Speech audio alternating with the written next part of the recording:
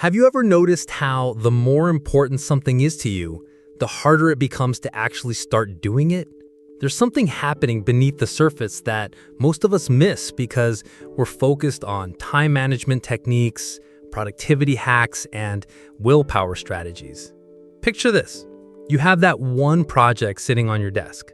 Maybe it's a creative endeavor you've dreamed about, a difficult conversation you need to have, or a goal that could change your life. Every time you think about it, you feel a familiar weight in your chest. You tell yourself you'll start tomorrow, next week, when you have more energy, when the timing is perfect. But tomorrow comes and somehow that weight feels even heavier. I understand this struggle intimately. That internal battle between knowing what you need to do and feeling paralyzed when it comes time to act. The shame that creeps in when you realize you spent another day avoiding what matters most. The frustration of watching others seem to effortlessly tackle their goals while you remain stuck in an endless cycle of delay and self-judgment. Here's what we've been missing about procrastination. It's not actually about time management or motivation. It's not about being lazy or lacking discipline. Procrastination is our psyche's way of protecting us from something much deeper. The vulnerability of trying, the fear of not being enough, the terror of discovering we might fail at something we truly care about. Think of procrastination like a river that has encountered a massive boulder. The water doesn't stop flowing, it finds ways around the obstacle, creating complex patterns and eddies. Our creative energy doesn't disappear when we procrastinate. It gets redirected into elaborate avoidance strategies, perfectionism, and busy work that keeps us feeling productive while avoiding what truly matters. What if the very thing you've been trying to overcome is actually trying to tell you something important? What if your procrastination contains wisdom about what you truly value and what scares you most? The hidden architecture of avoidance. Let me tell you about Maria, a talented graphic designer who spent 3 years preparing to launch her freelance business. She researched markets, created perfect portfolios, took course after course on business strategy, and organized her workspace down to the last detail. She told everyone she was almost ready to make the leap from her corporate job. One evening, while once again reorganizing her design files instead of reaching out to potential clients, Maria had a moment of brutal honesty. She realized she wasn't preparing, she was hiding. All her preparation had become an elaborate fortress, protecting her from the vulnerability of putting her work into the world and potentially being rejected. The breakthrough came when she understood that her procrastination wasn't her enemy. It was her psyche's way of saying, "This matters so much to you that we need to make sure you're protected." Her avoidance was actually a form of reverence for her dreams, though it had become distorted into paralysis. This reveals something profound about human nature. We often delay what we care about most because the stakes feel too high. The fear isn't really about failure, it's about discovering that our deepest dreams might not manifest the way we imagined, forcing us to confront the gap between our vision and reality. While most people try to overcome procrastination through discipline and time management, true transformation comes from understanding the emotional ecosystem beneath our avoidance patterns. It's about creating safety for our dreams to emerge naturally rather than forcing them through walls of resistance. Like a gardener who understands that some seeds need specific conditions to sprout, we must learn to create the inner environment where action becomes inevitable rather than forced. The river finds its way around the boulder not through force, but through patient persistence and natural flow. When we honor the wisdom within our resistance while gently removing the obstacles to natural action, something beautiful happens. We discover that motivation isn't something we generate, it's something we uncover by clearing away what's blocking our natural creative flow. The 4 foundations of natural action. The path from chronic procrastination to effortless productivity isn't built through willpower, it emerges through understanding and working with the natural principles that govern human motivation and creative flow. Foundation 1. Inner awareness. Most procrastination begins in the shadows of our awareness. We feel a vague sense of unease when we think about important tasks, but we rarely pause to understand what's actually happening in our inner landscape. True inner awareness means developing the ability to catch procrastination at its earliest stages, not as behavior, but as feeling.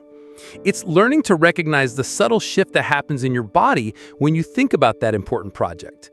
Maybe your shoulders tense slightly, your breathing becomes shallower, or you suddenly feel the urge to check your phone. This awareness isn't about judgment, it's about curiosity.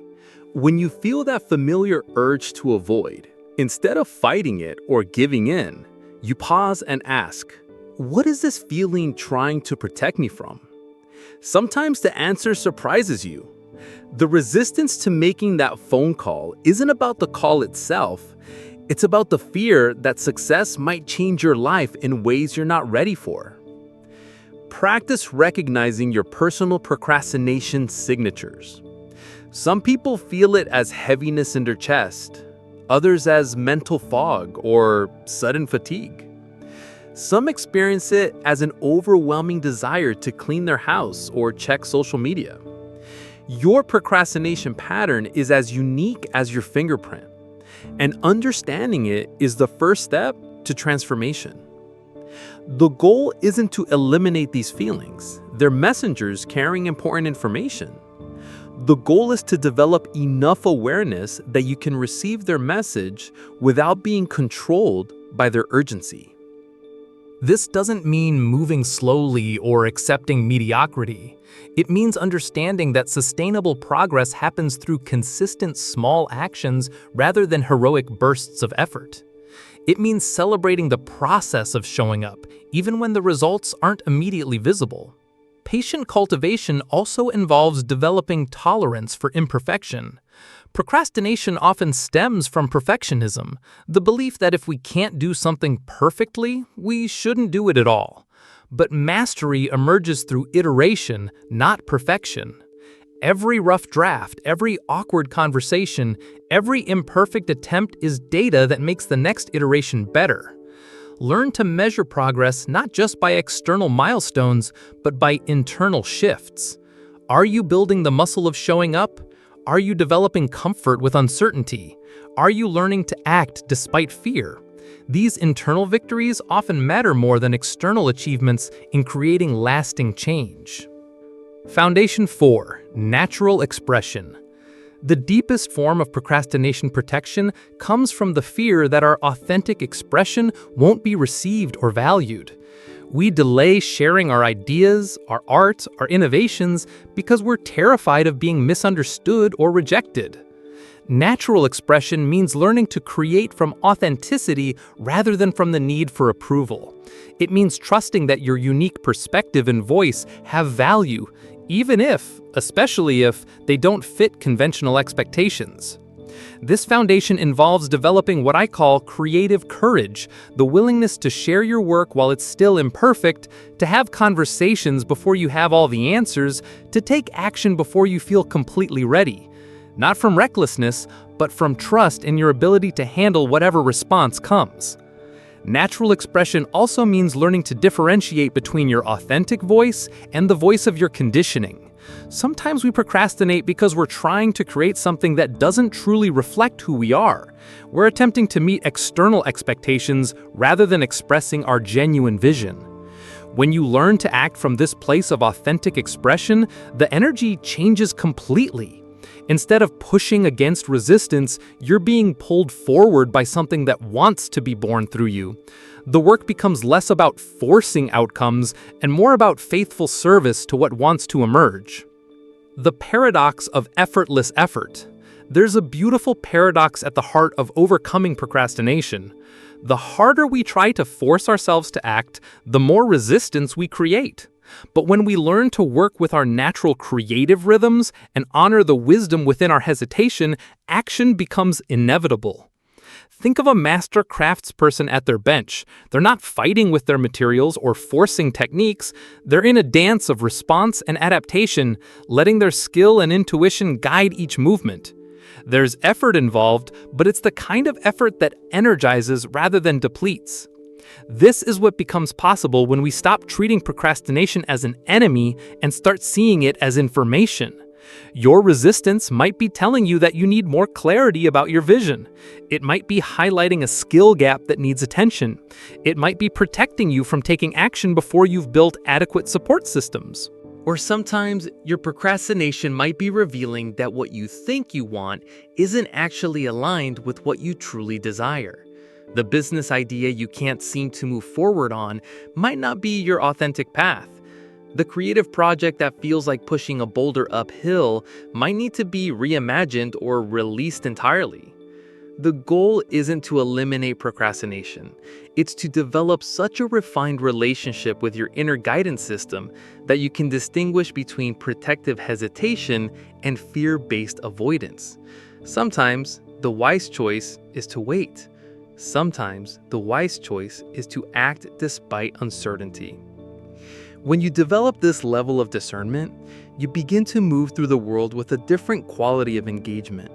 You become someone who can be trusted with dreams because you've learned to honor both vision and wisdom, both aspiration and timing. Creating your personal action ecosystem. Sustainable transformation happens not through isolated behavior changes, but through creating an entire ecosystem that supports natural action.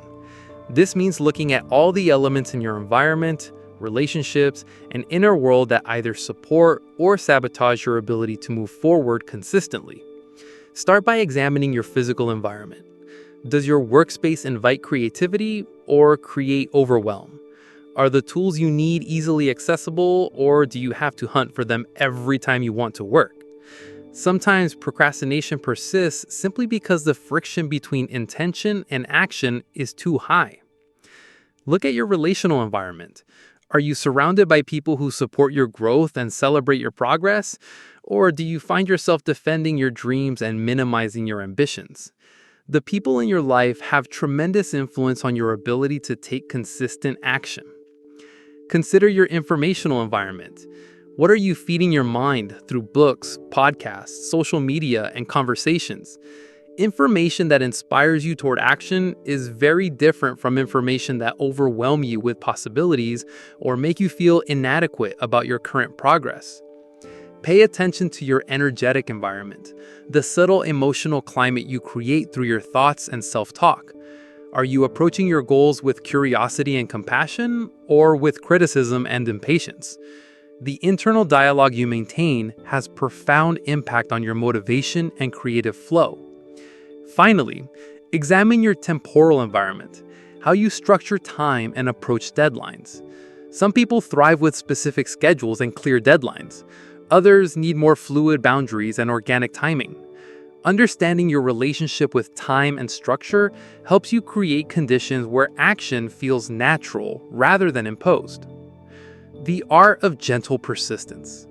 One of the most powerful shifts in overcoming procrastination is learning the difference between forcing and flowing. Forcing creates resistance.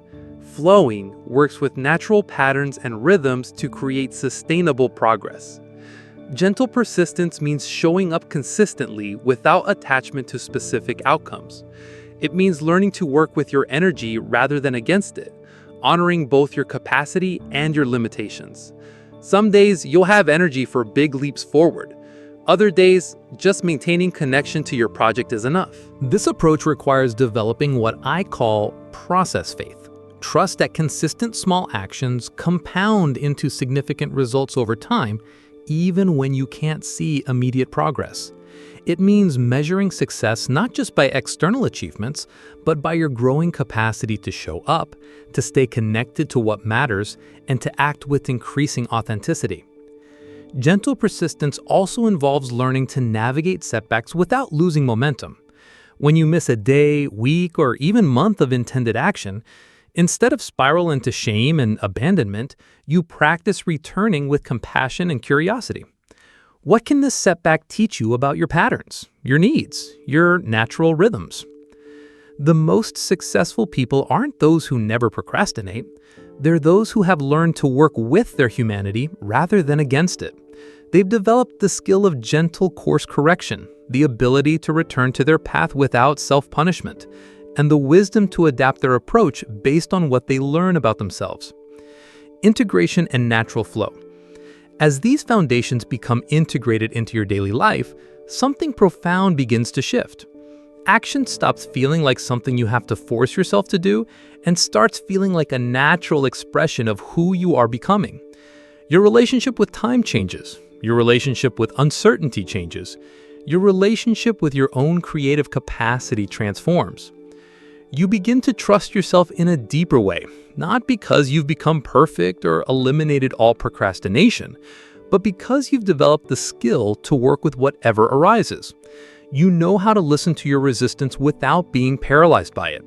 You know how to take action without needing to feel completely ready. Most importantly, you discover that the real transformation isn't about becoming more productive or achieving more goals. It's about becoming someone who can be trusted with their own dreams, someone who honors both their vision and their humanity, someone who has learned to dance with uncertainty rather than being stopped by it. The journey from chronic procrastination to natural action is ultimately a journey of self-trust and authentic expression. It's about learning to move through the world with both courage and wisdom, both ambition and compassion. It's about discovering that your capacity for meaningful action was never missing. It was simply waiting for the right conditions to emerge.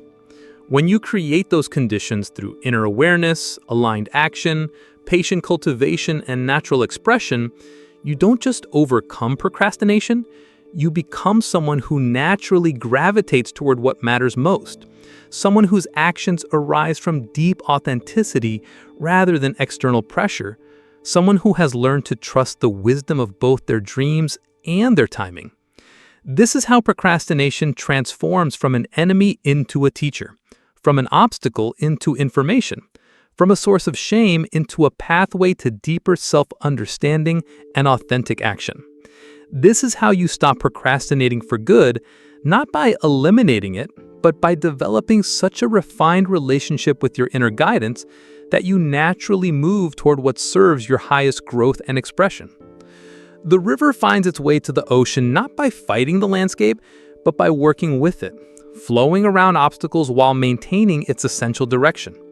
When you learn to move through your life with this same quality of gentle persistence and natural flow, you discover that the path to your dreams was always available. You just needed to learn how to recognize and trust it.